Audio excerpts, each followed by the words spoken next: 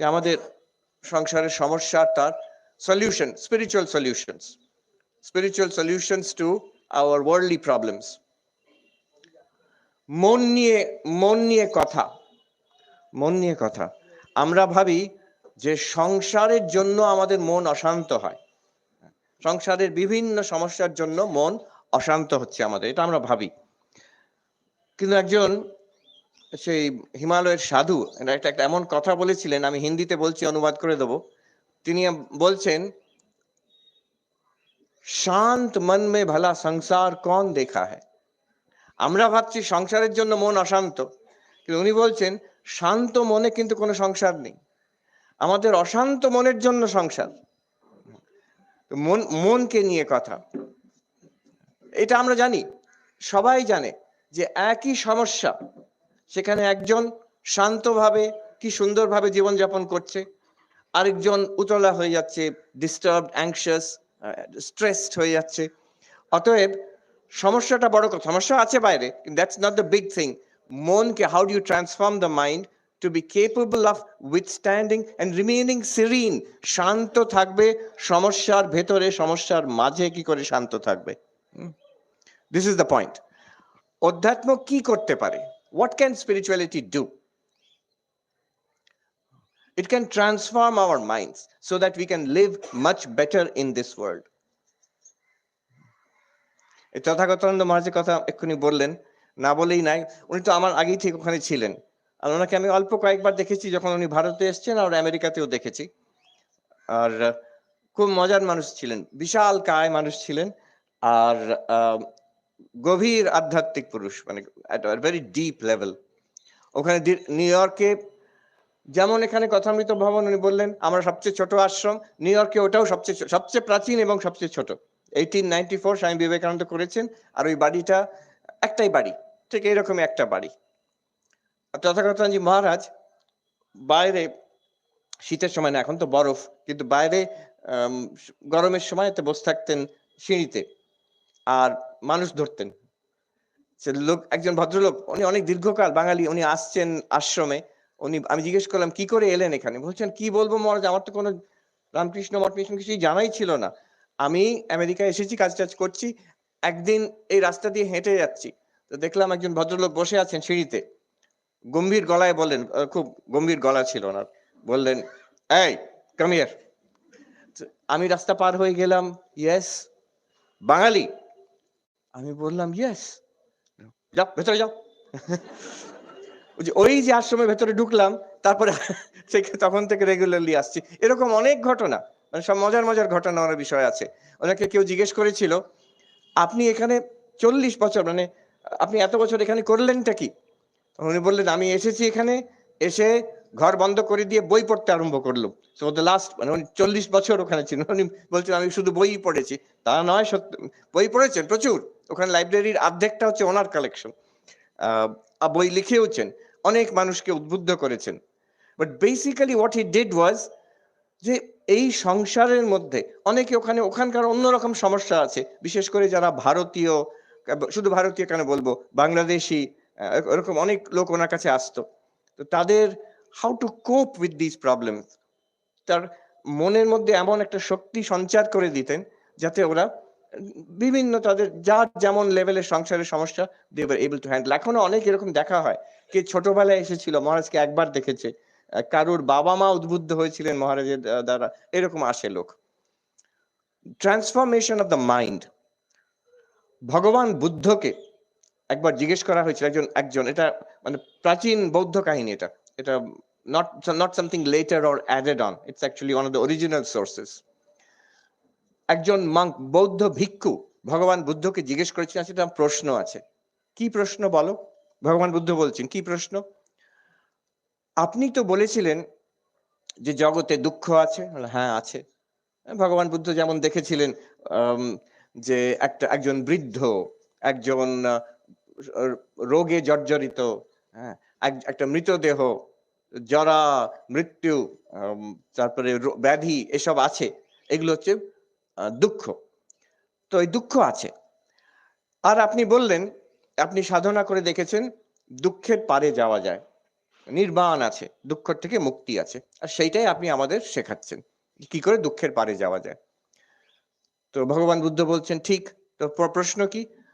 আচ্ছা, প্রশ্ন হচ্ছে আমরা তো আপনার কথা মেনে চলার চেষ্টা করছি, কিন্তু আমরাও তো বুড়ো হচ্ছি, যারা তো আমাদেরও আসছে, আমাদেরও তো রোগ হয় আর কষ্ট হয়, আমাদের মধ্যে কয়েকজন গত হয়েছেন, মারা গেছেন, আর আপনিও ভগবান বুদ্ধ স্বয়ং, আপনি, আমরা তো দেখতে পাচ্ছি আপনি আস্তে আস্তে বৃদ্ধ হচ্ছেন আর আপনারও কখনো কখনো শরীর খারাপ হয়, একদিন সার্টেনলি আপনারও শরীর চলে যাবে।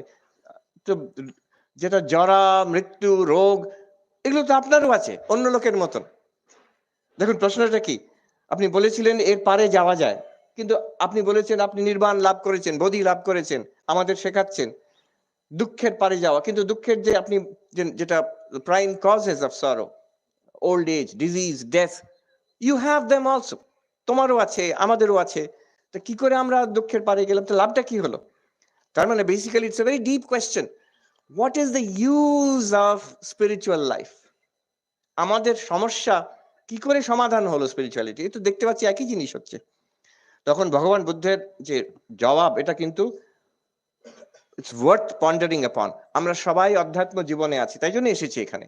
এই এত কষ্ট সহ্য করে আপনি এখানে বসে আছেন এরকম ভাবে, তো because we have that spiritual hunger, we want to know. So it's good to be clear, the spiritual life, what can spirituality do and what can it not do? কি করতে পারবে আর কি করতে পারবে না? This is the question.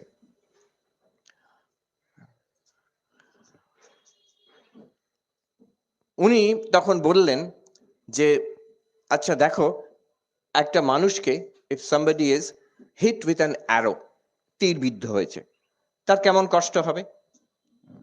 আর ঠিক তারপরে আরেকটা দ্বিতীয় তীর তার গায়ে লাগলো, 2 arrows, কেমন তার জ্বালা, তার কষ্ট? হ্যাঁ ঠিক। আচ্ছা, এবার প্রথম তীরটি হচ্ছে what the world throws at you, সংসারে যা ঘটনা ঘটছে, সেটা হচ্ছে প্রথম তীর, that's the first arrow.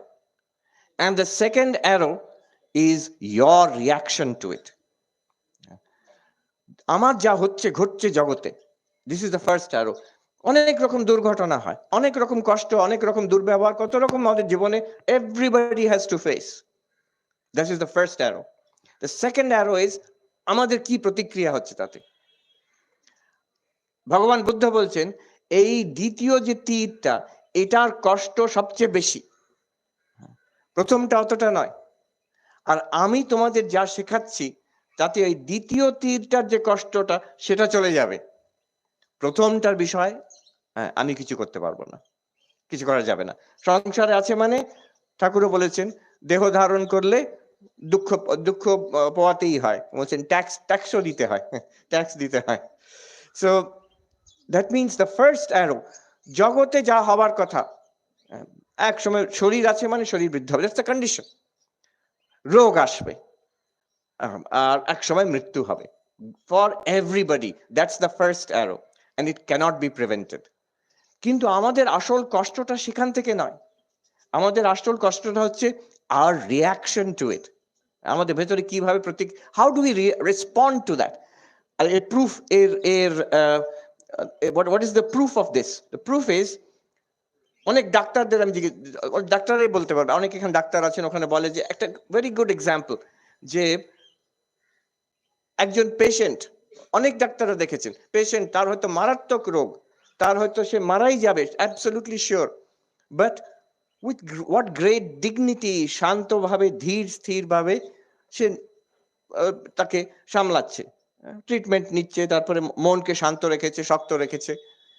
আরেকজন পেশেন্ট হয়তো রোগটা এমন কিছু নয়, সে তুলকালাম কাণ্ড, হ্যাঁ, সে নার্ভাস ব্রেকডাউন হয়ে যাচ্ছে, অন্যদের বিরক্ত করছে, কত কাণ্ড। অতএব রোগটা আসল আসল সোর্স অফ সাফারিং নয়, আওয়ার রিয়াকশন টু দ্যাট। ডাক্তারবাবু এখানে সামনেই বসে আছেন, উনি জানেন আওয়ার রিয়াকশন টু দ্যাট। আমি ঘটনা শুনেছিলাম, ডাক্তারবাবু নিজেই বলতে পারবেন, পরম পূজ্যপাদ ভূতেশায়নজি মহারাজ অপারেশন, হার্ট অপারেশনের পরে সেই দ্যাট অ্যাডভান্সড এজ, উনি নাকি যখন অ্যানেস্থেশিয়া থেকে জেগে উঠলেন, প্রথমে উনি জিজ্ঞেস করছেন ডাক্তারদের, যে তোমাদের কষ্ট হয়নি? তা তো ভাবুন, আরেকটা ওনার ঘটনা, অনেক ঘটনা ওনার আছে। সেই বৃদ্ধ মানুষটি 90+ ইয়ার্স, 93 94 না কত বছর, 91 সেই তখন তিনি জিজ্ঞেস করছেন ডাক্তারদের, তোমাদের এতক্ষণ অপারেশন করেছো, কষ্ট হয়নি তো?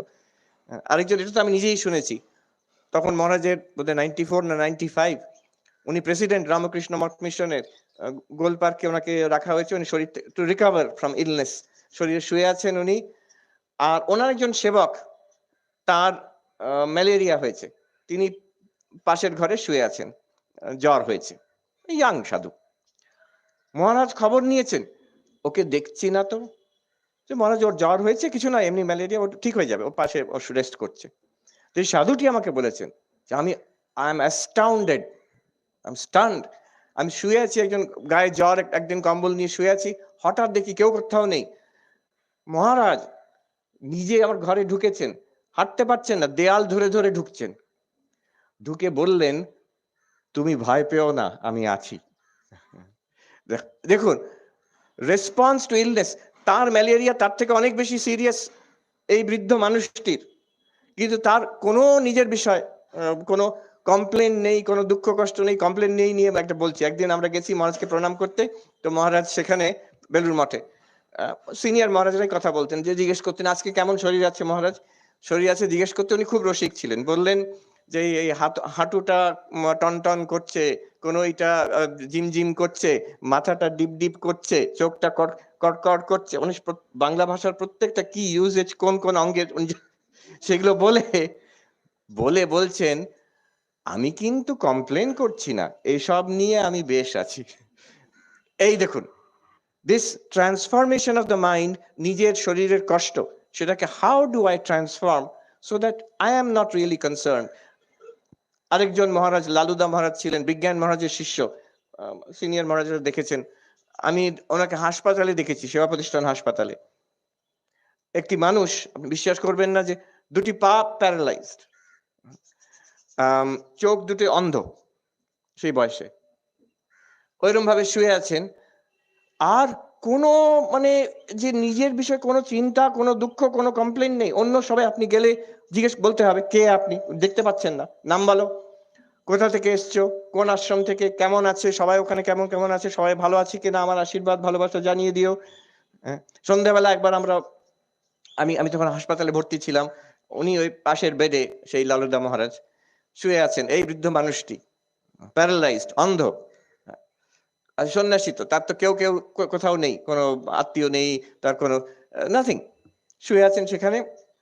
আমি এখনো মনে আছে, সন্দেহ হয়েছে, আমরা গল্প করছি কয়েকজন সাধু মিশে, সন্দেহ হচ্ছে উনি টের পেয়েছেন, যদিও চোখে দেখেন না, ওখান থেকে বলছেন, কি গলা ছিল ওই ছোট্ট মানুষটা, বলছেন, এই সাধু সন্দেহ হয়েছে, আমি গল্প বন্ধ করো, জপ করতে বসো, ধ্যান করতে বসো।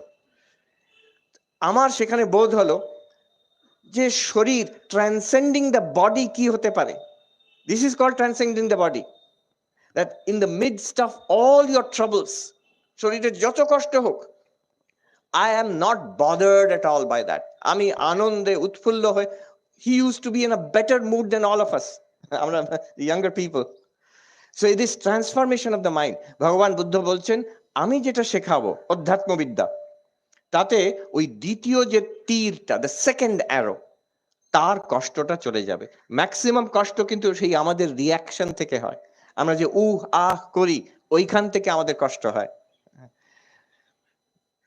যেটা ঠাকুরও বলেছেন, মাও বলেছেন, ওয়ান পাওয়ারফুল স্পিরিচুয়াল প্র্যাকটিস, সেই যে সহ্য করো সহ্য করো সহ্য করো। আচ্ছা, সেখান থেকে আমি আজকের কথা আরম্ভ করছি। ঠাকুর এমন কিছু কিছু সূত্র দিয়ে গেছেন, যেটাতে this direct answer to our question, আমাদের সাংসারিক সমস্যা তার কি সমাধান হতে পারে।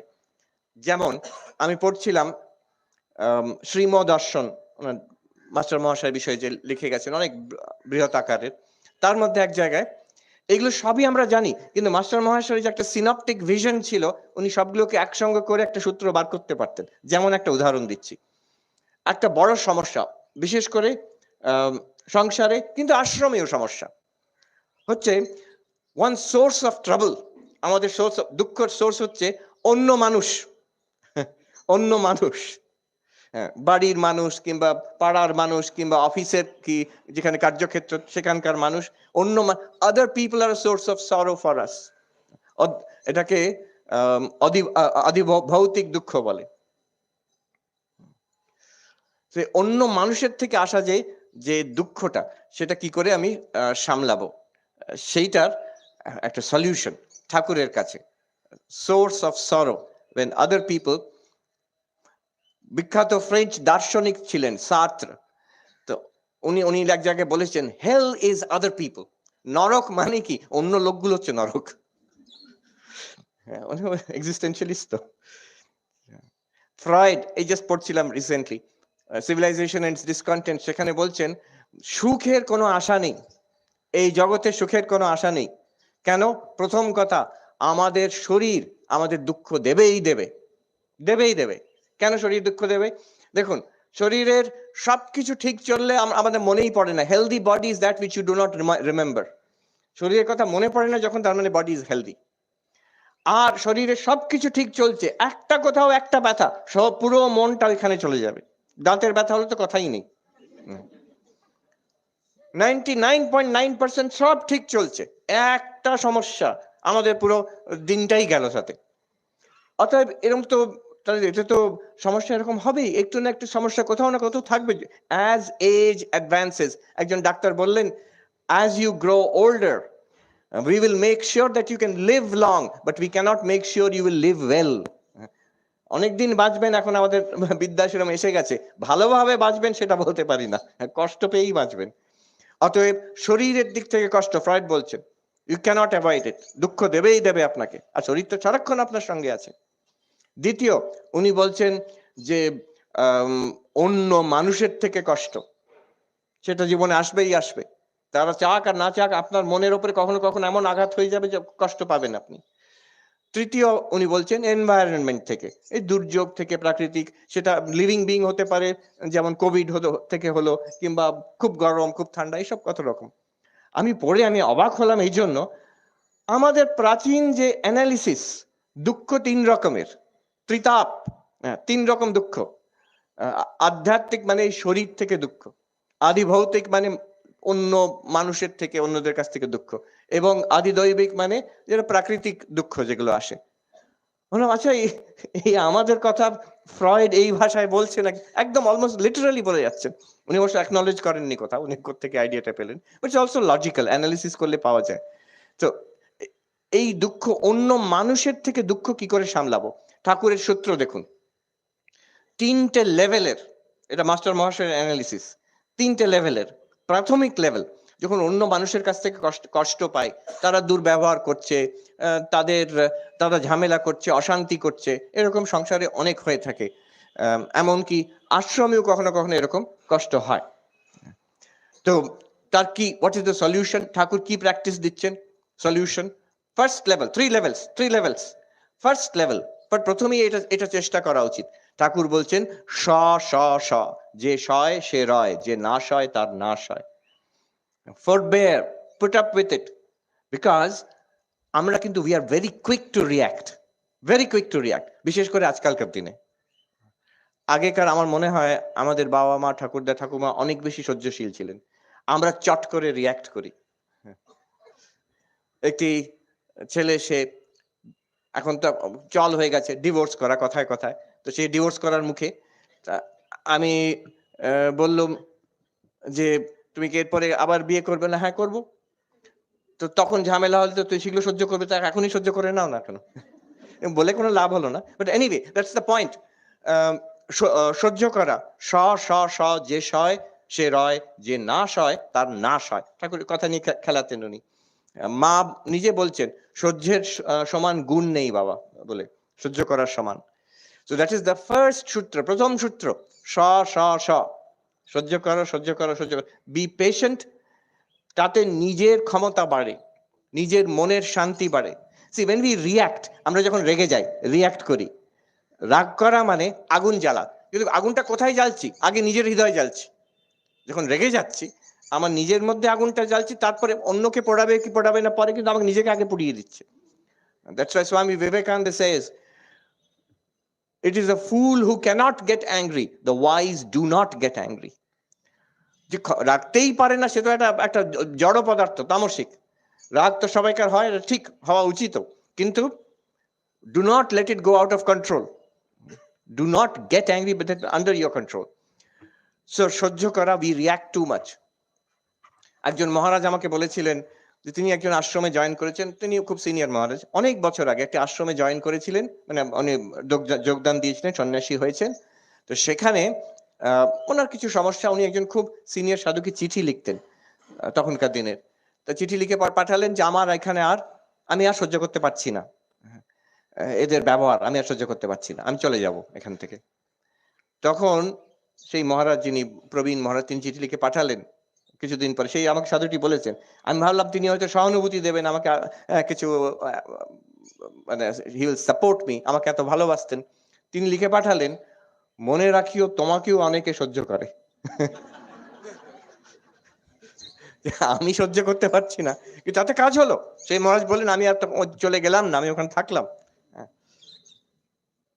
সহ্য করলে অনেক জিনিস আপনা আপনি মিটে যায়, প্রত্যেকটা জিনিস ইফ ইউ রিয়াক্ট, এবং রিয়াক্ট করে কটু কথা বলা, ঝগড়া এরকম অনেক হয়েছে, আমাকে লোকে বলেছে এসে, ঝগড়া কি জন্য ঝগড়া হয়েছিল ভুলে গেছি আমরা, কিন্তু ওই যে কথাটা বলেছিল আমার বিষয়, সেটা আজ অব্দি মনে আছে, যে কথা দিয়েও কাউকে কষ্ট দিতে নেই।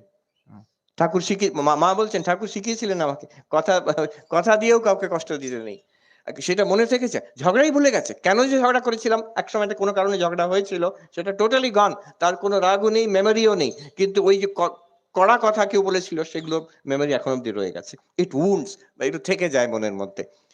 মা বলছেন রাধুকে, ওরে রাধু মিষ্টি কথা বল, মিষ্টি কথা বল, সহ্য করো সহ্য করো সহ্য করো, এ বলছেন।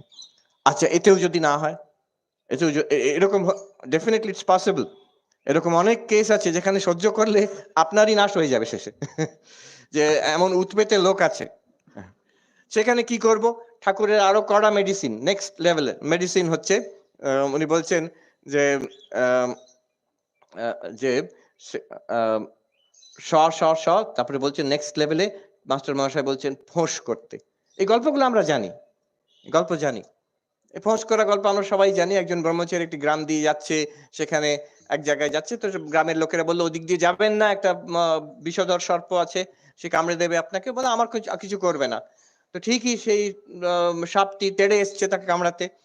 তো ব্রহ্মচারী কিছু মন্ত্র পাঠ করে দিল, সে সাপটি শান্ত হয়ে, এবার সাপটা কথাও বলতে পারে সাপটা। তো ব্রহ্মচারী মহারাজকে বলছেন, তুমি অমন করো কেন? তুমি দেখো, তুমি এই মন্ত্রটা নাও, মন্ত্র জপ করবে, আর কাউকে কামড়াবে না, তুমি এরকম করবে না, কাউকে কামড়াবে না। তো সাপটি বললো যে আজ্ঞে, তো চলে গেল। বহু বছর পরে সেই ব্রহ্মচারী মহারাজ আবার সেই গ্রাম দিয়ে ফেরত যাচ্ছেন। জিজ্ঞেস করলেন, আচ্ছা ওই সাপটা কোথায়? অনেক কাল আগে মরে গেছে মনে হচ্ছে। মরে গেছে মানে অনেকেই আমরা দেখিনি। না, মরে যাবে না, আমার যে মন্ত্র দিয়েছি সে সিদ্ধ না হলে সে তো মরবে না, সে নিশ্চয়ই আছে, আমি দেখি। তো গিয়ে খুঁজতে খুঁজতে, ডাকতে ডাকতে এক জায়গা থেকে ওই সাপটা বেরিয়ে এলো, ক্ষীণ কায়, সে কোনো রকমে কষ্ট করে এসে সে ব্রহ্মচারী পায়ে মাথা রাখলো। তো ব্রহ্মচারী জিজ্ঞেস করছে, কি হয়েছে তোমার? না কিছু নয়, আমি ভালো আছি, খুব আনন্দে আছি, আপনি যেমন বলেছিলেন মন্ত্র জপ করি। তো তোমার এরকম অবস্থা কেন হলো, শরীর ভেঙে গেছে এরকম? না না, আমার সব ঠিক আছে। তো তুমি মনে করো কেন এরকম হলো? সে অনেক কষ্ট করে মনে করলো, দেখো মন থেকে এত তার হিংসা চলে গেছে, তাকে কেউ কষ্ট দিয়েছে সেটাও ভুলে গেছে সে। ওটা কিছু নয়, ওই কয়েক বছর আগে ওই দুষ্টু ছেলেগুলো খেলছিল, তারা যখন বুঝেছে আমি কামড়াবো না, তো তখন তারা এসে, একটা দুষ্টু ছেলে আমাকে ল্যাজ ধরে ঘুরিয়ে মাটিতে আচার মেরে ফেলেছিল, তো আমার একটু এই ভেঙে গেছে, পিঠ ভেঙে গেছে, কিন্তু তা ঠিক আছে, কষ্ট হয়েছিল কয়েকদিন, তা আমি ঠিকই আছি। তখন ব্রহ্মচারী বলছে, আরে তোমাকে আমি কামড়াতে বারণ করেছিলাম, ফোঁস করতে তো বারণ করিনি। তো যখন দরকার হবে আমাদের এই ফোঁস করা, কেন ফোঁস করা? দেখুন, আমাদের একটা উদ্দেশ্য আছে। মানুষ জগতে অ্যাগ্রেসিভ কেন হয়? তাদের একটা উদ্দেশ্য আছে বলে। কেউ টাকা চায়, কেউ কিছু ক্ষমতা চায়, কেউ কিছু অধিকার চায়। আমরা সেগুলো না চাইলেও আমাদের একটা আধ্যাত্মিক উদ্দেশ্য আছে। আমরা জপ ধ্যান করব, ভক্তি করব, সাধন করব, ভগবান লাভ, ইষ্ট দর্শন করব, এসব আমরা করব। আর এটা আমাদের this is our goal in life. তো এটার জন্য যদি মানুষ এতটাই ডিস্টার্ব করে, মনের মধ্যে খালি সেই গ্লানি, কষ্ট, ইরিটেশন চলছে, সাধনা কি করে হবে? আমরা আধ্যাত্মিক জীবনে এগোবো কি করে? অসম্ভব ব্যাপার। সো ইউ হ্যাভ টু, যেমন অন্যরা নিজেকে নিজের স্বার্থ প্রোটেক্ট করে, রক্ষা করে, আমাদেরও যারা সন্ন্যাসী এবং গৃহী সাধক, যারা সাধক সাধিকা, you will have to protect yourself. এটাকে বলে অ্যাসার্টিভনেস। যে দেখুন দুরকম আছে, অ্যাগ্রেসিভ অ্যান্ড ম্যানিপুলেটিভ। যারা একটু ব্রুট স্ট্রেংথ, অনেক সময় পুরুষরা হয়, চিৎকার চেঁচামেচি করে অ্যাগ্রেসিভলি এগিয়ে যেতে চেষ্টা করে, অন্যদের দাবিয়ে দিয়ে, aggression. This is not good. বিশেষ করে আধ্যাত্মিক জীবনে ভালো নয়, যে কোনো জীবনে, কাজের জীবনেও ভালো নয়, সাংসারিক জীবনেও ভালো নয় অ্যাগ্রেশন। আবার উল্টোটা হচ্ছে ম্যানিপুলেটিভ। অনেক সময় অনেক আছে যারা পলিটিক্স করে এমনি মিষ্টি, কিন্তু পিঠ পেছনে ক্রিটিসিজম করা, পলিটিক্স করা, চক্রান্ত করা, এইসব করে অনেক রকম করার চেষ্টা করে, ওটাও খারাপ। তাহলে কি করব? neither aggressive nor manipulative but assertive। সোজা কথা বলা, যেটা মনের কথা পরিষ্কারভাবে, ফার্মলি, পোলাইটলি বলা। B assertive. say what you want, say what you mean what you say, এই জিনিসগুলো অ্যাসার্টিভনেস, উইদাউট বিং অ্যাগ্রেসিভ। কাউকে অপমান করার দরকার নেই, ঝগড়া করার দরকার নেই, অথবা আবার উল্টো কথা ঘোরাবারও দরকার নেই। সোজা কথা বলা, সেইং হোয়াট ইউ মিন। যেখানে না বলার দরকার, say no. You have the right to say no for everything. কে কি ভাবলো, দ্যাটস সেকেন্ডারি। একটা ভালো উদ্দেশ্যের জন্য টু সে ইউ নো। এই হচ্ছে কলকাতা।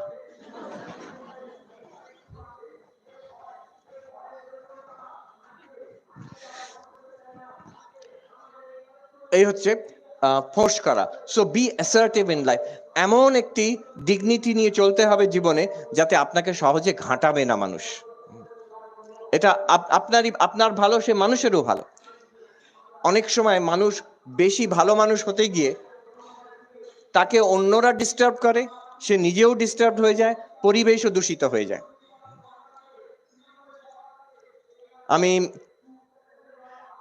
দেখেছি যে হস্টেলে এখন কিছু ছেলে আছে, তারা নিয়ম মেনে ঠিক তাদের নিজের কাজ করছে, পড়াশোনা করছে, রামকৃষ্ণ মিশন আমি দেখেছি হস্টেলে। আবার কিছু তো প্রকৃততে একটু দুষ্টু, দুরন্ত।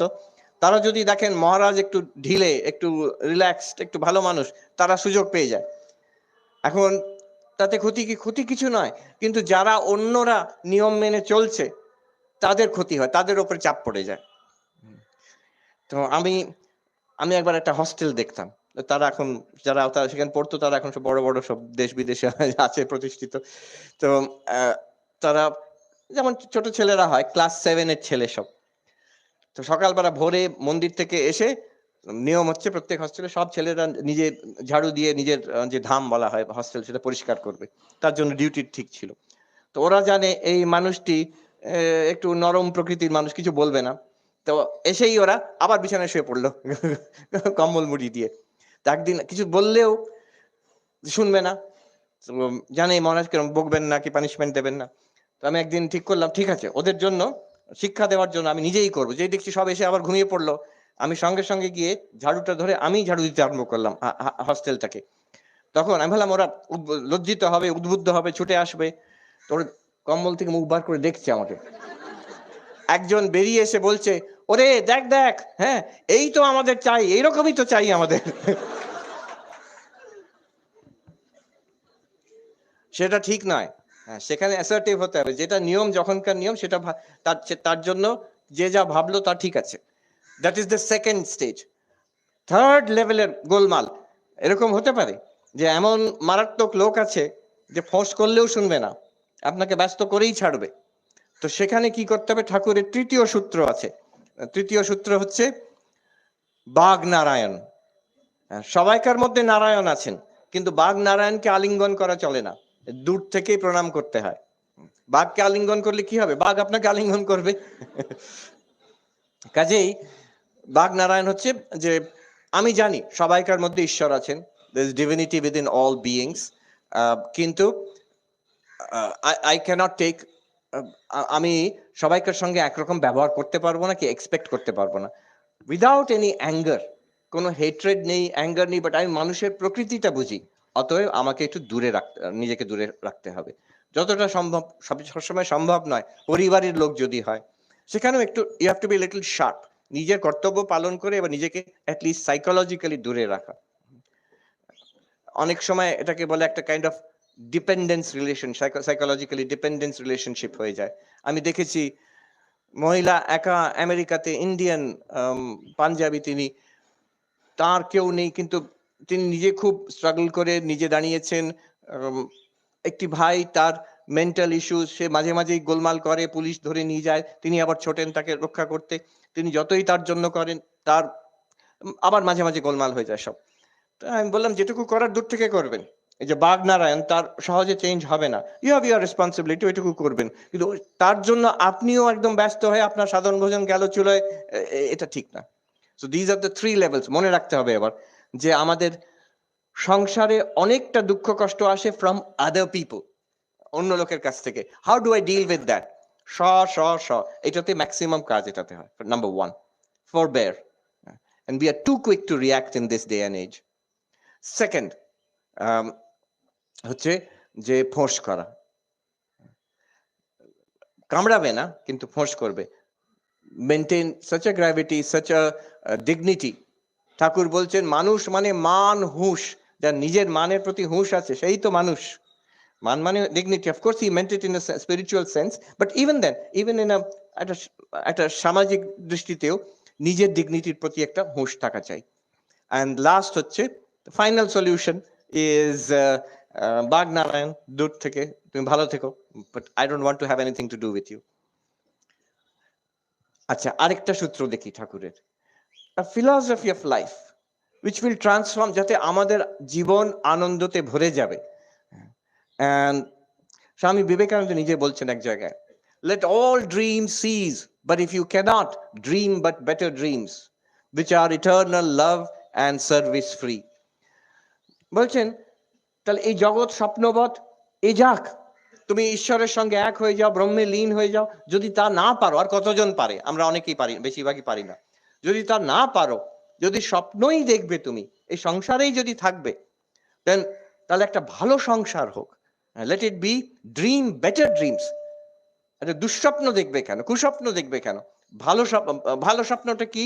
উনি বলছেন প্রেম ও সেবা, ইটারনাল লাভ, আনকন্ডিশনাল লাভ। কাকে ভালোবাসবো? সবাইকে। ওয়াই? No Y, unconditionally.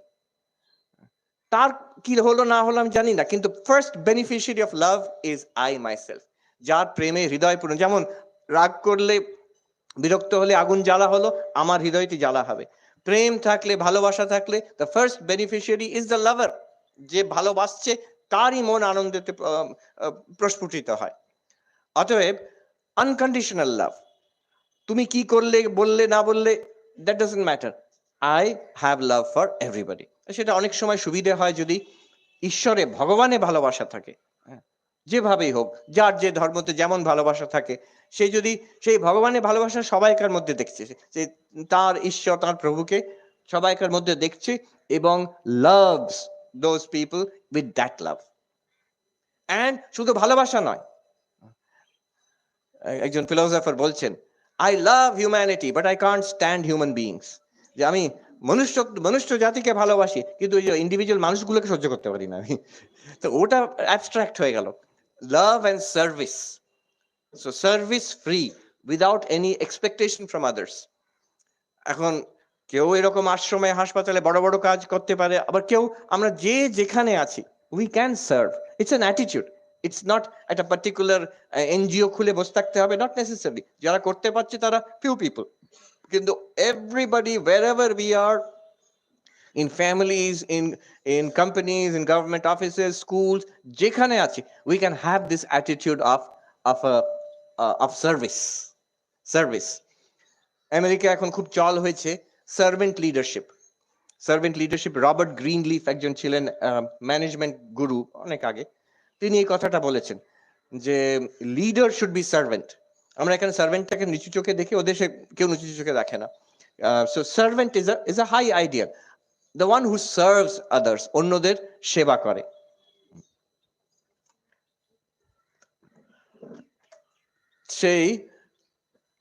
সেই সার্ভেন্ট লিডারশিপের কথায় বলা হয়েছে যে people think that when they will attain a leadership position, then they will serve others. আমি একটা ক্ষমতায় আসি, আমি কি সার্ভ করব? আমি একটা ক্ষমতায় আসি, হেড অফ দ্য ডিপার্টমেন্ট হই, প্রিন্সিপাল হই, কলেজে ম্যানেজিং ডিরেক্টর হই, তখন কিংবা ইলেকশন জিতে আমি এমপি মন্ত্রী হই, তারপরে আমি সেবা করব। কখনো হবে না। So it has to start wherever we are. উনি বলছেন Robert Greenleaf, the attitude is that I am a servant. আমি খুঁজবো কোথায় কোথায় opportunity to be of service. কার সার্ভিস? আশেপাশে যারাই, যখন যে আছে, যার সঙ্গে আছি, যেখানে আছি, how can I be of service, how can I be of help. সেটাই যখন আমি লিডারশিপ পজিশনে, উনি যেহেতু ম্যানেজমেন্ট কনসালটেন্ট, ম্যানেজমেন্ট পজিশনে উঠলাম, সেখানে আরো বেশিভাবে করতে পারবো। এক সময় সেই পজিশন চলে যাবে, কিন্তু মাই সার্ভেন্টশিপ উইল কন্টিনিউ। লিডারশিপ আসুক আর যাক, হেড অফ ডিপার্টমেন্ট 1 বছর 2 বছরের জন্য হলেন, কিন্তু আবার সেই শিক্ষক রয়ে গেলেন, but that's servant attitude should continue. So this, Swamiji বলছেন eternal love and service free. আরেকটু বলি, এই রবার্ট গ্রিনলিফ কেন এই কথাটা বললেন, উনি কিন্তু এটা ভারতীয় দর্শন থেকে পেয়েছেন। একটা বই আছে, journey to the east, journey to the east, একজন বিখ্যাত জার্মান লেখকের বই, আমি নামটা ভুলে যাচ্ছি, নভেল, খুব বড় নভেলিস্ট ছিলেন। এই জার্নি টু দ্য ইস্ট বিখ্যাত নয় তো, অন্য একটা বই ওনার বিখ্যাত খুব, বুদ্ধের ওপরে জীবনীটা। সো জার্নি টু দ্য ইস্টে হচ্ছে কি, এটা ইউরোপিয়ান গল্প একটি। তো তার যারা characters, they are going on a journey to some eastern monastery, মানে ইউরোপ থেকে যাচ্ছেন একটা কোথায়, দিস আ ফেবলড মনাস্ট্রি একটি আছে, যেখানে গেলে তারা জীবনের যা রহস্য সেটা বুঝতে পারবেন। তো কয়েকজন যাচ্ছেন, তো তার মধ্যে একজন আছে লিও, লিও বলে একটি ছেলে, তাকে নিয়েছে ওরা সার্ভেন্ট হিসেবে। তো তারা বিভিন্ন দেশ দিয়ে যাচ্ছে অতিক্রম করে, আর লিও সবাইকার যত্ন করে, রান্না করে দেয়, কাপড় পরিষ্কার করে দেয়, যার যা সমস্যা তারা ওকে, ও একটা যেন পুরো গ্রুপটার সিমেন্ট হয়ে আছে, সবাই নিজের সমস্যা বলে তাকে, ও গিয়ে সেটা মিটমাট করে দেয়।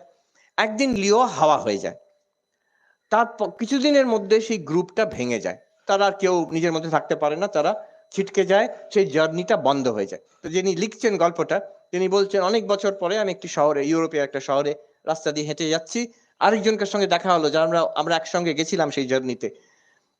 তিনি আমাকে বললেন, আরে তুমি, আমরা কিন্তু সেই গ্রুপটা আমরা এখনো মিটিং করি, হ্যাঁ সে মিটিং করি, তুমি এসো না সেই মিটিং এ। আচ্ছা যাবো তাহলে। আমি গেলাম, গিয়ে দেখি সেই মিটিং এ প্রেসিডেন্ট হচ্ছেন লিও। তো কি লিও কে? লিও আসলে যেই মনাস্ট্রিতে আমরা যাচ্ছিলাম সেখানকার তিনি অধ্যক্ষ, একজন সাধু।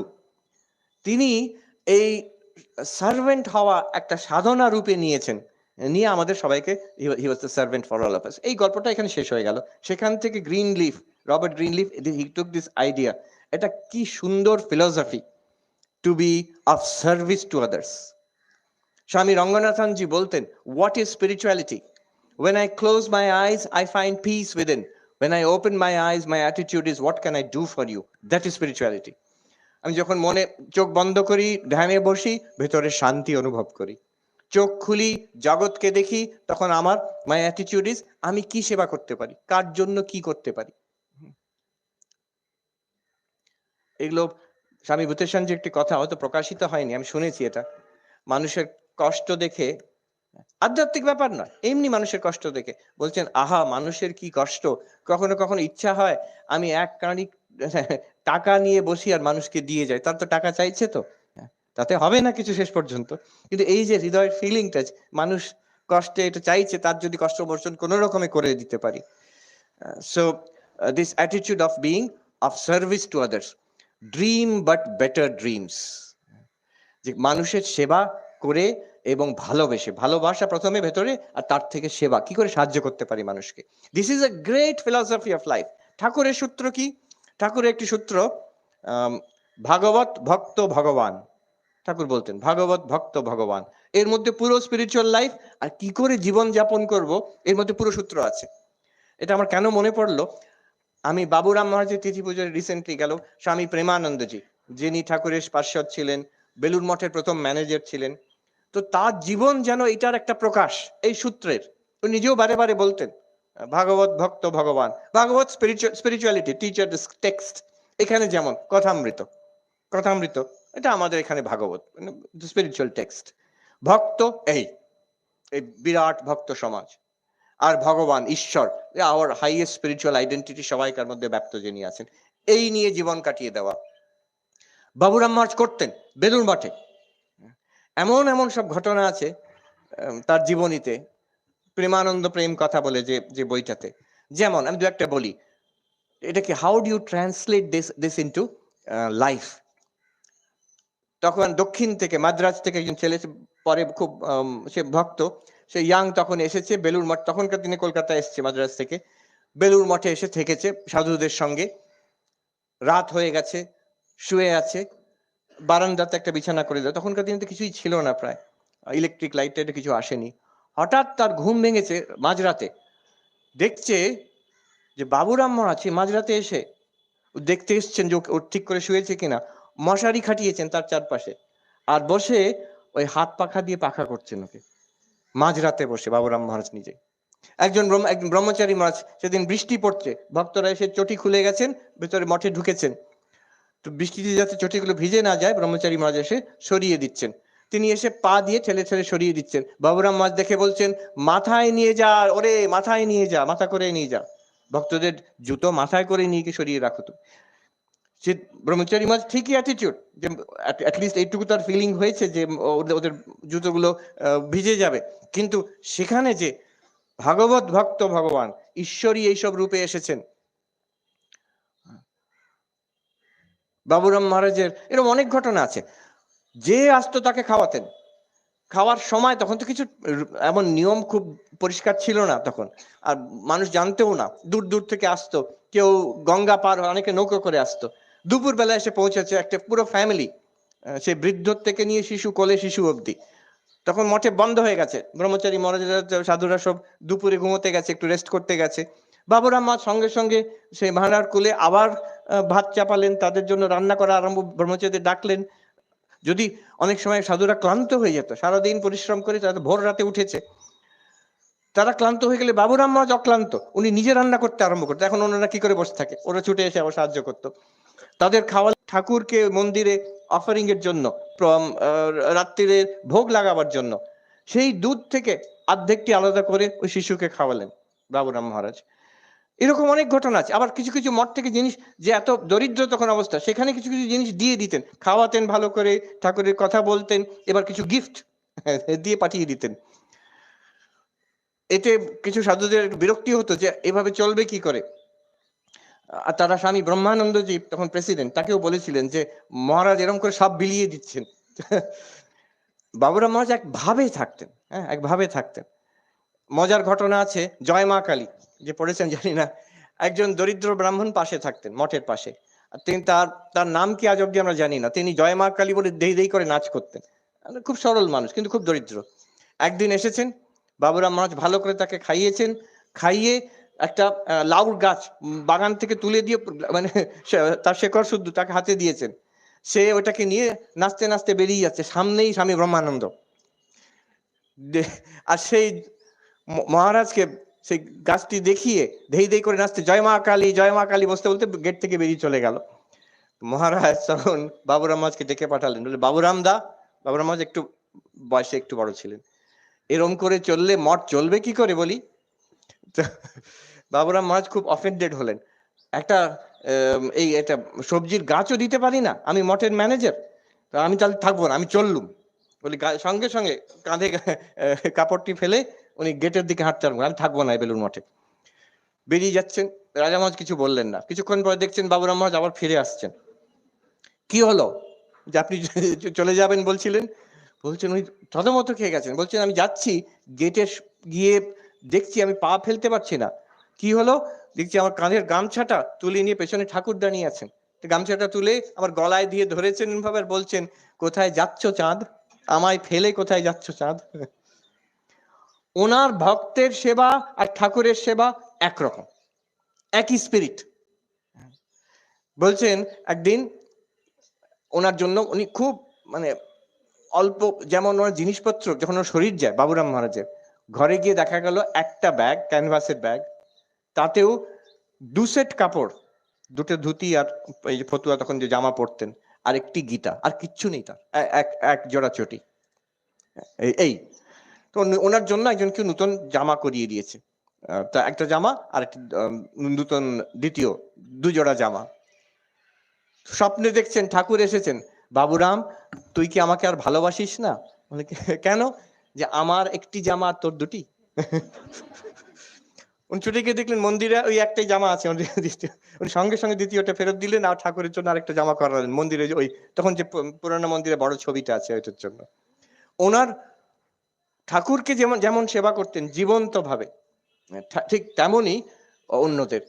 ব্রহ্মচারী মসজিদেরও ভক্ত মানে শুধু গৃহী নয়, যারা সাধু ব্রহ্মচারী সাধু হতে এসেছে তাদেরও সেবা, তাদের সেবা সবসময় কখনো কখনো বকেও। একজন সন্ন্যাসী সিনিয়র তিনি বলতেন, এক সময় ঠাকুর ভান্ডারে আমি বেলুর মঠে কাজ করতাম, তখন বাবুরাম মহারাজ সশরীরে। তো একবার বাবুরাম মহারাজ দেখতে দেখতে খুব নিরীক্ষণ করতেন, দেখতেন মঠের মন্দিরের পেছনে ওই যে সিঁড়ি, পুরানো মন্দির, সিঁড়ির পেছনে আবর্জনা জমে আছে, যে এটা কার দায়িত্ব, কে এখান থেকে পরিষ্কার করার কথা? আমি করি, আমার করার কথা। তবে রে বেটা ঠাকুরের এখানে অসুবিধা হবে না বলে ওনার যে ওয়াকিং স্টিক দিয়ে আমাকে এক ঘা মারলেন। এবার তার এফেক্ট বলছে আমি সঙ্গে সঙ্গে পরিষ্কার করে দিলাম। তিনি সেই সাধু চোখে জল নিয়ে যখন বৃদ্ধ বয়সে এসে বলতেন, যখনই অনেক জায়গায় তিনি গেছেন, বেলুর মঠে যখনই আসি, বাবুরাম মহারাজ কবে চলে গেছেন, সেই সিঁড়ির তলায় গিয়ে আমি এখন পরিষ্কার করি। এই বৃদ্ধ বয়সে গিয়ে এটা হচ্ছে একটা এক ঘা মারলেন, সেটা ভালোবাসা, সারা জীবন মনে মনে রয়ে গেল। এটা ঠাকুরকে কি করে সেবা করতে হয়, ঠাকুরকে ভক্ত ভাগবত ভক্ত ভগবান, এই হচ্ছে স্পিরিট, এইভাবে জীবন যাপন করা। শেষ দিনে শেষের দিকে বাবুরাম মহারাজের ইন্টারেস্টিং কাহিনী সবাই জানেন। বাবুরাম মহারাজের মা খুব ঠাকুরের ভক্ত ছিলেন, তো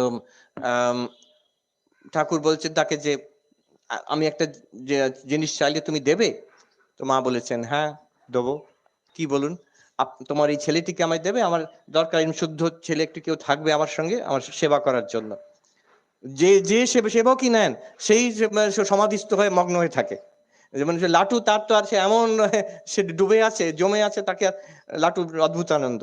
তারপরে রাখাল ব্রহ্মানন্দ, সেও এমন ভাবে থাকে, এখন আমাকে তার সেবা করতে হয়, তো অতএব যদি বাবুরামকে দাও সে আমার কাছে থাকবে। তো মা তো বলেছেন যে তুই তো অহভাগ্য, আমার ছেলে আপনার কাছে থাকবে, তো দারুণ কথা। হ্যাঁ, এর থেকে বড় কি হতে পারে? কিন্তু একজন ছেলে কি একটা ছেলে এমনি দিয়ে দেয় কেউ? তো ঠাকুর ঠিক বুঝেছেন, হাসলেন, কি চাও বলো? দেখুন মার হৃদয় তো, আবার ভক্ত, পরম ভক্ত এবং মার হৃদয়, দুটো জিনিস চাইলেন। বললেন প্রথম আমাকে ভক্তি দাও তোমার চরণে, আমার যাতে সারা চিরকালের জন্য তোমার চরণে অহৈতুকী ভক্তি থাকে। আর দ্বিতীয়, আমার মৃত্যুর আগে যাতে আমার ছেলেদের মৃত্যু, আমার সন্তানদের মৃত্যু না হয়, যেটা মায়ের সবসময় একটা ভয়ের কারণ থাকে। তো বাবুরাম মহারাজ ঠাকুর বলেছেন ঠিক তাই হবে। তিনি কি সাধিকা ছিলেন, বাবুরাম মহারাজ নিজে বলছেন আমাদের পড়াশোনার জন্য ছেলেদের তিনি কলকাতায় পাঠিয়েছেন, এখানে এখানে মাস্টার মহাশয়ের ছাত্র তিনি। তো কিন্তু আমরা যখন গ্রামে যেতাম আটপুরে, মাকে দেখতে যেতাম, কোনো কোনো দিন থাকতো মা সকাল থেকে সন্ধে অবধি জপ করতেন।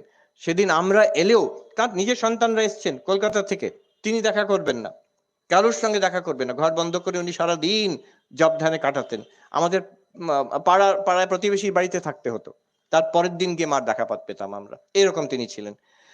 এবার বাবুরাম মহারাজ একবার খুব শরীর খারাপ হয়েছে, তখন তিনি বলছেন তোমরা ভয় পেও না, সবাই ভাবছে মারা যাবেন বলে, তোমরা ভয় পেও না, বুড়ি এখনো আছে।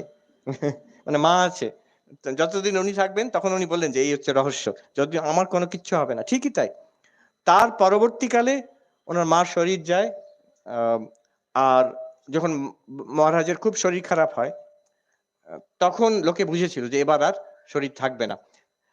ওনাকে দেওঘর পাঠানো হয়েছিল একটু যাতে স্বাস্থ্যের জন্য, তখন বাঙালিরা তখন দেওঘর, বৈদ্যনাথ ধাম, দেওঘর, শিমুলতলা এসব জায়গায় দিত, তো পাঠানো হয়েছিল। তো এখানকার ঘটনা, ওনার হেলথের জন্য ওনাকে রাখা হয়েছে একজনকে বাড়িতে, যাতে রেস্ট করতে পারেন। কিন্তু উনি যেখানে যাচ্ছেন এটা আকর্ষণ, প্রচন্ড আকর্ষণের ব্যাপার ছিল, লোকে ছুটে আসতো বেলুর মঠে উনি থাকার সময়। এমনকি ওনার শরীর যাওয়ার পরে মহাপুরুষ মহারাজ যখন বেলুর মঠে ম্যানেজার হলেন, গম্ভীর প্রকৃতি ছিলেন তো, লোকে অত আসতো না, অনেক লোক আসা কমে গেছিল। আর উনি আবার বলতেন তোমরা আমার কাছেও এসো, আমিও ভালোবাসি। বাবুরাম মহারাজ নেই তো কি হয়েছে? ওনাকে দেওঘর পাঠানো হয়েছে, লোকে আবার কলকাতার থেকে বৈদ্যনাথ ধাম যাচ্ছে। তো সেই খবর পেয়ে আবার বাবুরাম মাঝ সেখানেও আবার খবর নিচ্ছেন, অমুক আজকে আসার কথা রেলওয়ে স্টেশনে। হ্যাঁ, কেউ ইয়েতে জামতারা কিংবা রেলওয়ে স্টেশন যেখানে আছে ওই যে আমাদের যশোরীতে কেউ গেছে তো রিসিভ করতে, তার খাবার রাখা হয়েছে। তো এবার এক সময় মহাপুরুষ মা স্বামী শিবানন্দজি এসছেন তাকে দেখতে, দেখছেন বাবুরাম দা আপনি এখানে আপনার হোটেল এখানে চালিয়ে দিয়েছেন, আবার আপনার হোটেল বসিয়েছেন এখানে, সবাই আসছে খাচ্ছে যাচ্ছে সব। তো বাবুরাম মাঝ বলছেন, এই হচ্ছে দেখুন ফিলসফি অফ লাইফ, উনি খুব ক্ষীণ গলায় বলছেন, আমি যেখানে যাব সেখানে আমার হোটেলও যাবে আমার সঙ্গে। ভাগবত ভক্ত ভগবান ঠাকুর বলেছিলেন কিনা, আমি দেখি, এর মানে কি উনি বলছেন, আমি দেখি ঠাকুরই আসেন, ঠাকুরই আনেন, ঠাকুরই খাওয়ান, ঠাকুরই খাচ্ছেন, এটা আমি দেখছি। অতএব ওনার এই শেষে উনি জ্ঞান মহারাজ শেষ কথা, জীবনের শেষ কথা উনি জ্ঞান মহারাজকে বলে গেছিলেন যে জ্ঞান আমার একটা কাজ করতে পারবি? তো উনি জ্ঞান মহারাজ বলছেন মহারাজ বলুন, তখন প্রায় মৃত্যু সজ্জায়, শরীর চলে যাবে। বলছেন ভক্ত যারা আসবে তাদের দেখি তাদের সেবা হয়, তারা সবাইকে, যারা কেউ না খেয়ে চলে না যায়। বলছে হ্যাঁ মহারাজ আমি করতে পারবো। এখনো মঠে একটা রেওয়াজ আছে, যিনি মঠ অফিসে বসেন উনি একটা অদ্ভুত একটা করেন, গেট বন্ধ হয়ে যায় দুপুরবেলা, তার আগে উনি একবার ঘুরে দেখেন যে এমন কেউ আছে অভুক্ত খায়নি, সেটা ওই বাবুরাম মহারাজ বলেছেন বলে এখন অব্দি সেটা চলছে। এই যে ভাগবত ভক্ত ভগবান, আমরা যেখানে আছি we can transform our lives with this philosophy. স্বামীজির যে philosophy, dream but better dreams, স্বপ্নই যদি দেখবে, তুমি অদ্বৈত ব্রহ্মের সঙ্গে এক হয়ে যাও, জীবন বিদেহ মুক্ত হয়ে যাও, ভেরি গুড, বুধ হয়ে থাকো ভগবানে, ভেরি গুড। তা যদি না পারো, আর ইফ ইউ ক্যানট, যদি স্বপ্নই দেখবে, ড্রিম বাট বেটার ড্রিমস, এই ভাগবত ভক্ত ভগবান, eternal love and service free, best philosophy of life, কাউকে বলতে হবে না, and it's possible for everybody anywhere.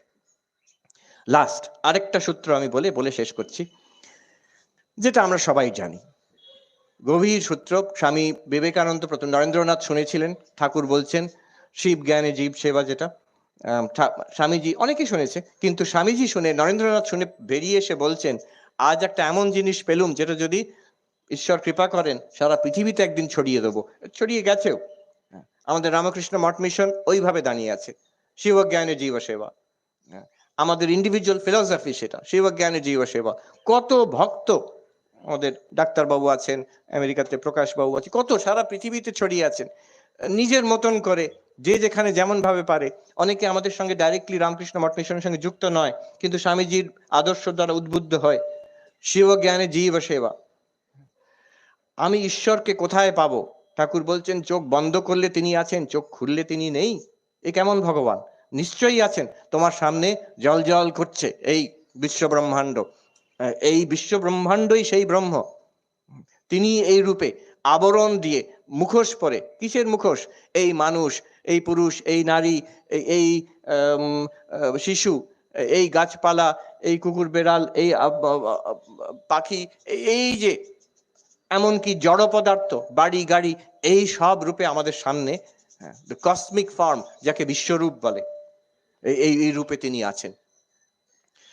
এর সেবা করা, শিবজ্ঞানে জীব সেবা, যেটা আমরা মন্দিরে করতে পারি, সেটা আমরা স্কুলেও করতে পারি। আমার মনে আছে একজন মহারাজ, তিনি ক্লাসে ঢোকার আগে, বাচ্চাদের স্কুলে ক্লাসে ঢোকার আগে, পড়াবার আগে, যে কেউ দেখতে পায়, আমি একবার দেখেছি এরকম করে প্রণাম করে ঢুকতেন। তাই আমি বললাম কাকে প্রণাম করেন? ওখানে তো কোনো ঠাকুরের ছবি নেই, কিছু নেই। বলছেন গদাধর রূপী শ্রীরামকৃষ্ণ, গদাধর ঠাকুরের ছোটবেলাকার নাম। ওই যে ক্লাসরুমে বাচ্চাগুলো বসে আছে, ছেলেগুলো, তাদের মধ্যে সেই গদাধর খেলছেন। আমার গদাধর, আমার শারদামণি, এই ছেলেগুলোর মধ্যে, এই ছাত্রদের, আমি জানি অনেকে এখানে দিদিমণি আছেন, শিক্ষক আছেন, এর মধ্যে আমার ইষ্ট দেবতা, যাকেই আপনি যেভাবে উপাসনা করেন, আমার ঠাকুর এই রূপে আছেন, আমার মা শারদা এই রূপে আছেন। এবার সেই ভালোবাসা, সেই শ্রদ্ধা দিয়ে কি করে তাদের সেবা করতে পারি? সে পড়ানো দিয়ে হোক, ভালোবাসা দিয়ে হোক, বকে হোক, যেমন করে হোক, তার সেবা করছি আমি। then your life becomes worship. একবার আমি ঘটনা আগেও বলেছি, একবার এই লখনৌ এয়ারপোর্টে আমাকে জিজ্ঞেস করেছিল যে আপনি তো অনেক জায়গায় লেকচার দেন, কোন কোন জায়গায় সবচেয়ে অদ্ভুত অদ্ভুত জায়গায় লেকচার দিয়ে 5টা বলুন তো। তো একটা ছিল, আমি একবার লখনৌ এয়ারপোর্টে রাত্রে যাচ্ছি, আমি দ্য অনলি প্যাসেঞ্জার, কলকাতায় আসছিলাম অনেক বছর আগে। তো যে ওখানে যেমন সিকিউরিটি চেক করে, সার্জেন্ট যিনি ছিলেন তিনি বাক্সর উপর দাঁড় করিয়ে ফ্রিস্কিং, তো ওটা করছেন। তো আমাকে বলছেন, এই গেরুয়া পরেছিলাম, তো উনি বলছেন কুছ বাতাইয়ে, কিছু বলুন। আরে এখানে এইখানেই। তারপরে ওনার যে কলিগ যারা কেউ ছিল না, তো তারা সব এসে দাঁড়ালো, পুলিশ সব বন্দুক টন্দুক নিয়ে দাঁড়িয়েছে, ওরা বলুন কিছু। আমাকে ওইখানে বক্তৃতা দিলাম আবার। তো কি বক্তৃতা, যে আমি বললাম আপনি যখন ঘর থেকে বেরোন কাজ করতে, পুজো করে বেরোন, তিনি বলছেন হ্যাঁ হনুমান জি কো ফুল চড়াতে হ্যাঁ, উত্তরপ্রদেশের লোক। তাই বললাম ঠিক আছে, সারাদিন ধরে এতগুলো মানুষ আপনার সামনে দিয়ে যায়, আপনি তাদের চেক করবেন পোলাইটলি, ফার্মলি, মনোসংযোগ দিয়ে চেক করবেন, আর এক একজনকে পাস করবেন, মনে মনে আরেকটা ফুল হনুমানজির পায়ে দেবেন, এইভাবে। উনি সরল মানুষ, খুব খুশি হলেন শুনে, বলে আরে বাহ, দিন ভর হনুমানজি কা পূজা, সারাদিন ধরে হনুমানজির পুজো চলছে। বলে হ্যাঁ সত্যি তাই হতে পারে। শিব জ্ঞানে জীব সেবা। দেখুন আমরা কিন্তু প্রথমে শিব জ্ঞান করতে পারি না। আমরা দেখি মানুষ, ভালো মন্দ, আমার সঙ্গে কারো পরিচয়, কেউ আমার প্রতি ভালো, কেউ প্রতিকূল, কাউকে চিনি না। তো প্রথমে আমাদের শিবজ্ঞানে জীব সেবা হয় না, প্রথমে আমাদের শিব বিশ্বাসে জীব সেবা হয়। আমরা বলছেন, ঠাকুর বলেছেন, শাস্ত্রে আছে, সর্বত্র ভগবান আছেন, তো সেই বিশ্বাসে আমরা মানুষের সেবা করতে আরম্ভ করি। শিব বিশ্বাসে জীব সেবা প্রথমে আরম্ভ হয়। এইটা করতে করতে যদি কেউ বলে আমি তো দেখতে পাচ্ছি না, আমার তো ওরকম জ্ঞান নেই, মানুষই আমার মনে হচ্ছে, তবে মানুষের কষ্ট হচ্ছে তার সেবা করছে, এটা একটা ভালো কথা। তো এইভাবে আমরা করে যেতে পারি। এই করতে করতে হয় কি, দ্বিতীয় স্টেজে আমরা পৌঁছাই, শিব ভাবে জীব সেবা। তখন আমার জ্ঞান হয়নি, কিন্তু একটা বোধ হতে আরম্ভ করে, বোধ হয়। কালকে পূজনীয় দিব্যানন্দজি মহারাজ একটা এত হৃদয়স্পর্শী গল্প বললেন, বলছেন দেখো অতি সাধারণ মানুষ কলকাতায় রিক্সা চালায়, সে রিক্সা চালিয়ে প্রতি বছর এতটা টাকা জোগাড় করে গরিব ছেলেদের পড়াশোনার জন্য দেয়, স্ট্রিট চিলড্রেন। সে রিক্সা চালায়, তার যেটুকু খাওয়া পড়া, তারপরে সবটা সে দিয়ে দিত গরিব ছেলে মেয়েদের জন্য। তো একদিন সে 1 বছর সে দিতে পারেনি, তার শরীর খারাপ, আর বলছে আমি কি জিজ্ঞেস করতে, তিনি বলছেন যে রিক্সা চালক যিনি বলছেন যে কাঁদছেন ঝরঝর করে, বলছে আর তো চালাতে পারি না বাবা, আমার টাকা নিয়ে। ওনার দুঃখটা হচ্ছে যে ওই বাচ্চাদের আমি খাওয়াতে পড়াতে পারতাম, সেটা পারছি না। তো ওনাকে একবার ডেকেছিলেন গোলপার্কে বক্তৃতা দিতে, ওই রিক্সা চালক যিনি, তিনি একটা কথা বললেন, দেখুন শিব ভাবে জীব সেবা কেমন হয়। তিনি বলছেন, হঠাৎ বলছেন আমি তো ঈশ্বরকে দেখিনি, তারপর নিজেকে থামিয়ে নিলেন, বলছেন না না না না দেখেছি, ওই শিশুদের মুখের মধ্যে দেখেছি, তাদের চোখের মধ্যে দেখেছি, বলে আর বক্তৃতা নয়, কাঁদতে আরম্ভ করলেন দাঁড়িয়ে দাঁড়িয়ে সবাইকার সামনে। এইটাও তখন তার ভাব হয়েছে, সেখানে আর বিশ্বাসের কথা নয়, সেখানে তার অনুভব হতে আরম্ভ করেছে, that one divinity in all beings আছে, পরিষ্কার আছে। শঙ্করাচার্য বলছেন যে মৃত্তিকার ঘট, কলসি, মাটির কলসি দেখলে মাটিটাও দেখা হচ্ছে। বলছেন ভাতি ভাসুরম, সূর্যের আলোর মতন প্রকাশিত। এই যে আমি যদি এটা কাঠের দ্বারা তৈরি, যদি এটাকে দেখা হয়, আমি যদি দেখি পোডিয়াম দেখছি, কিন্তু কাঠকে দেখছি না নিশ্চয়ই, সমুদ্রের ঢেউ দেখছি, গঙ্গার ঢেউ দেখছি মানে কি জল দেখতে পাচ্ছি না, নিশ্চয়ই জলই দেখছি আমি, এখানে কাঠটাকেই দেখছি। ঠিক তেমনই আমি বুঝতে না পারলেও ঈশ্বর এই রূপে আছেন, এই সেবা করতে করতে একটা আবরণ এমন ক্ষীণ হতে আরম্ভ করে, তখন প্রত্যক্ষ মনে হয় যেন ঈশ্বর, যেন তখনও জ্ঞান হয়নি, যেন ঈশ্বরকেই দেখছি। তো এই তার এরকম অবস্থা আমি অনেককে দেখেছি যারা দীর্ঘকাল এরকম সেবার কাজে আছেন, আস্তে আস্তে খুব আধ্যাত্মিক উন্নতি, অন্য কোনো কামনা বাসনা এমনি থেকেই চলে যায়, আর দরকার হয় অভিমান গলে যায়, মানুষটা নরম। ঠাকুরকে জিজ্ঞেস করছেন, কি সুন্দর কথা, অতি সাধারণ কথায় বুঝিয়ে দিচ্ছে। আচ্ছা মানুষ ব্রহ্মজ্ঞানী সিদ্ধ হলে কি রূপ হয়, তাকে ঠাকুরকে জিজ্ঞেস করেছেন একজন, সিদ্ধ হলে মানুষ কি রূপ হয়। ঠাকুর বলছেন আলু পটল সিদ্ধ হলে যেমন নরম হয়ে যায়, মানুষের ব্রহ্মজ্ঞান হলে, সিদ্ধ হলে তেমন নরম হয়ে যায়, তার অভিমান ইত্যাদি দোষ যত সব থাকে আপনা আপনি চলে যায়, মানুষ নরম হয়ে যায়। তো এটা হচ্ছে শিব ভাবে জীব সেবা, এটা খুব উচ্চ উচ্চ অবস্থা। মানুষের জন্য আমার চিন্তা, আমার নিজের কোনো চিন্তা নেই, এইরকম অবস্থা আসবে খুব সহজেই, বেশি বেশি দিন লাগবে না। লাস্ট হচ্ছে শিব জ্ঞানে জীব সেবা, ঠিক ঠিক যেটা ঠাকুর বলেছেন। তখন আর বিশ্বাস নয়, তখন আমার একটা আবেগ হচ্ছে, ভাব হচ্ছে, যেন মনে হচ্ছে তা নয়, পরিষ্কার দেখছি ঈশ্বরই আছেন সর্বত্র, আনন্দ সাগরে, আনন্দ সাগরে চোখ খুললে তিনি আছেন, চোখ বন্ধ করলে তিনি আছেন, কোনো তফাৎ নেই তখন। তখন রঙ্গনাথ সানজির কথাটা তখন সার্থক হবে যে when I close my eyes I find peace within। আমাদের মুশকিল হয় কি, আমরা ঠিক উল্টোটা করি।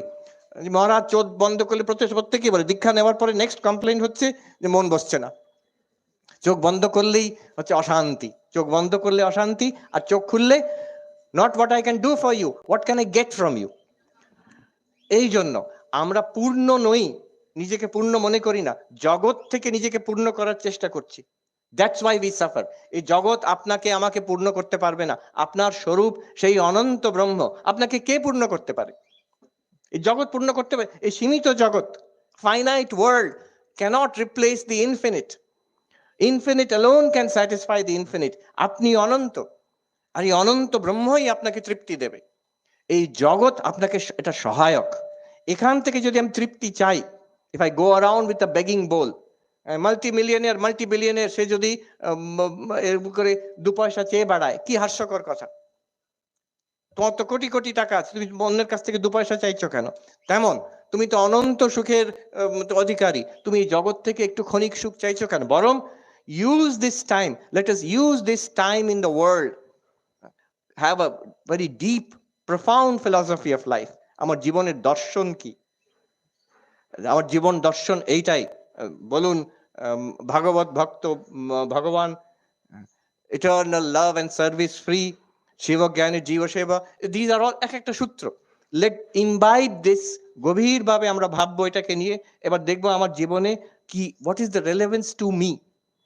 এর মধ্যে অনেক দর্শন আছে, অদ্বৈত দর্শন, বিশিষ্টাদ্বৈত দর্শন, ভক্তি দর্শন আছে, এগুলো সব এর মধ্যে ঢালা যায়। ওটা ভালো করে বুঝলাম, কিন্তু আসল জিনিস হচ্ছে আমার জীবনে এই ছোট কথাটা, অত গভীরে না গিয়েও যদি শুধু ঠাকুর যেমন বলেছেন শিব জ্ঞানে জীব সেবা, ভাগবত ভক্ত ভগবান, আমার জীবনে এখন কি করণীয়, আমি কোন রকম চিন্তা করব, কি রকম কথা বলবো, আর কিরকম আচরণ করব, how should I react to the world. ওই বুদ্ধের দ্বিতীয় যে স্বরবিদ্ধ হয়েছে, টু দ্য সেকেন্ড অ্যারো, আমার রিয়াকশন কি করে, হাউ উইল ইট চেঞ্জ। জগৎ তো পাল্টাবে না, কিন্তু আমি পাল্টে যাব। That is the test of spirituality. My reaction to the world will change. আমি ঠাকুর মা স্বামীজির কাছে প্রার্থনা করি, মা গঙ্গা আছেন, মা কালী আছেন, মাস্টার মহাশয়ের এখানেই আছেন, তার কাছে প্রার্থনা করি তাদের যাতে কৃপা আমাদের উপরে হয়। আর এই যে second arrow in our life, we are able to deal with it.